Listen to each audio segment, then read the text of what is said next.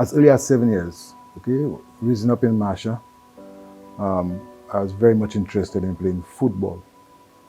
And my father was totally opposed me playing football. He wanted me to play cricket, okay?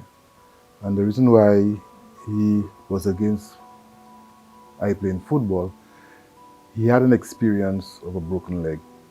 At that time, he built the Palm Beach, and at that, you'll appreciate the pain he went through because you won't have that level of transportation in and out of Victoria Hospital and Palm Beach, and he suffered a lot. And he always used to try to encourage me to play cricket, and I never loved cricket. I always loved football.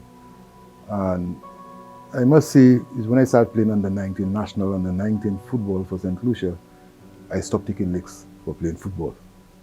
Because whenever I reach home playing for my school, he would have beat me to try and encourage me to play football. And I must say, that has been vivid in my mind as far as it trying to influence me not to play football.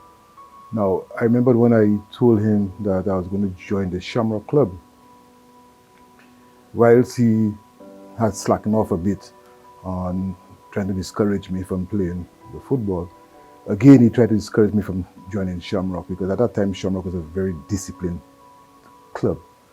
And he wanted me to join Spartans. I said, Daddy, you must be joking. Whenever Spartans lose a match, the players will be beaten by the spectators, and you want me to go and join Spartans. So he told me, well, it'll be more difficult for me to be picked on any side of any division of Shamrock. I tell him, no, I'll go there. I'll be disciplined. I'll give it my best shot, and I will see how it pan out. And of course, I started second division, and the following year I was promoted to intermediate division, and of course first division. So I must say that would be my fondest memory as far as my father is concerned. A very helpful person. In fact, everybody in Marshall, Bakatel is Mr. Clement. Mr. Clement would go out there and help everybody. He was a builder. And of course, he would every weekend engage in Kudme to try and help people to renovate their homes. So that type of leadership. And of course, a very jovial person. Like his dominoes and his draft on the weekend, he would have people coming home and engage in that type of activity. Helping people is also important. So you always try to give.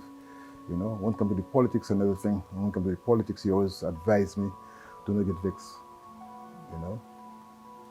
With anybody as it pertains to politics. And we raised in a neighborhood in Bakatel where our neighbors were strong SLP supporters. And we were strong UWB supporters. And we raised as a family. During the elections, there would be discussions, arguments, and things like that, but you would never get vexed in politics. And in fact, I remembered, I must share that, I remember that I've told both Peter Josie and Hollis Bristol this. I remember during a campaign around that same time, my father was responsible to build the stage for the Queen Show and Calypso finals at the Geese Shed, where we now have the ferry coming in. And at night time, he would be there, have to be around if anything happens to do immediate repairs. And he would have taken me with him. And there was a year, hot campaign going on. And both Peter Josie and Hollis on different platforms, but getting at each other. And then during the intermission, he went by the bar. And then he called me. They called me Winsbert at home. He called me, Winsbert, come, let me show you that. What's Peter Josie and Hollis? They're drinking by the bar, right?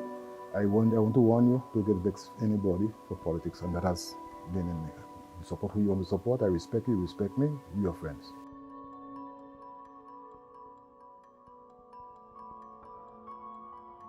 My first son is over 30 years, and I can tell you that I was in and out of this maternity ward waiting for that day to be a father. It's just 2 children. I have my wife.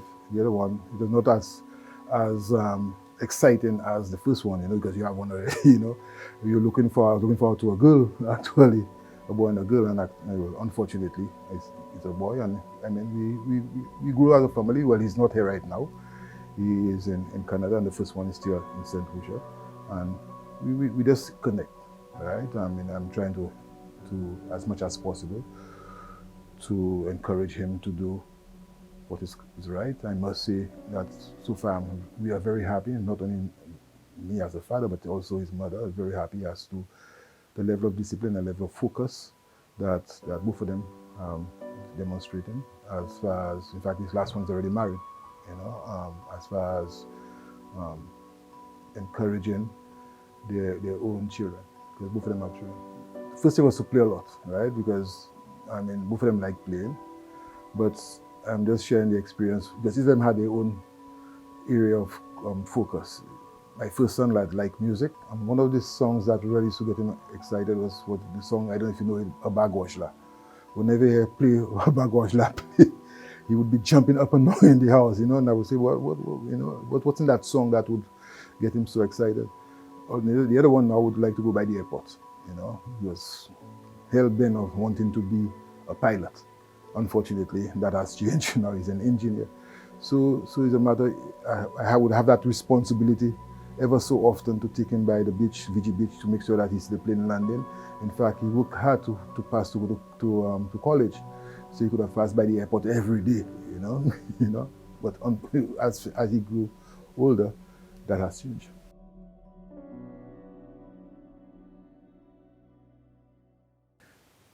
The sad thing is that those that would need that form of encouragement, I'm sure they will not be listening to this program.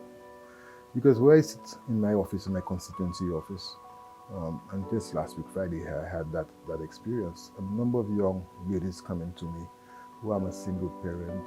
The first child is just about 2 years old. They need support. The father are wrong, not giving support, and we can't continue that way. It's very challenging, and it reminds me of my mother. Right? It reminds me of my mother when growing up as a kid. And why it's not speaking about our mothers today, but it reminds me of my mother, the type of discipline, the type of commitment, and how she and my father, raised us as a family. So I would want those who are listening and of course would have their own challenges, I want to encourage them that we need to perform the role of fathers seriously. We need to take it seriously. The children need the support, and the mothers cannot do it alone, and the mere fact that they are out there looking for help is an indication of the commitment to take care of their children. So we have that responsibility, and as much as possible, we should perform that role. This Friday again, I had the experience of intervening in what you call a father not paying their monthly allowance for the support of his children, not the child, his children. It's not a very good sign, and we can say that can contribute to the challenges we are having right now. The absence of a father, or the not only the absence, but the lack of support of a father to that child that he has brought into this world. We have to encourage them. You have a responsibility, and you should not use whatever is going on negatively between the mother and yourself to penalize the child. And then in the final analysis, it's your child, and the child would rely as much as possible for you to give the level of support. And I've met a number of children in my constituency say, I have nothing to do with my father, right? And it's not a very good sign. And when I say, but he's your father. Why are you not, speaking in a positive light as far as your father is concerned? He did nothing for me. And I say, if your father falls dead now, or your father falls sick now, what would you do? I'll still help him. So despite the fact, some of them are having that negative expression when it comes to their father, they still have that softness in them as to give a helping hand if the needs arises. So I think we need to encourage fathers.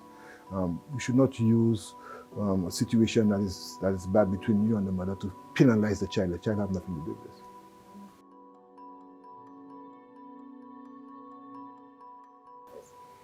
Well, I just want to take this opportunity to encourage all the fathers in my constituency, and by extension, St. Lucia, and all fathers who are listening to the program. well, not to the program, but to the message. Um, Stay focused. Play your role as a father. Sometimes there are challenges, the limited resources, but the little you can do to help that child or your children will go a long way, in developing the society that we all look forward to. We should not renege on that responsibility. I want to say we all have our challenges, and I'm sure they would have the challenges, but the focus should be at encouragement. So I would want to take this opportunity, to wish all the fathers happy Father's Day, and to do some reflection, to think as to, am I really performing that role as a father? Am I? And if I am not, what can I do to start performing that role as a father? And if you are, what can you do better? There's always room for improvement. What can you do better to assist your children? They need us. The children need the support of the father. And I think that let's spend some time on Father's Day to reflect a bit. So happy Father's Day to every fathers in my constituency, and of course in St. Lucia, and throughout listening to this message.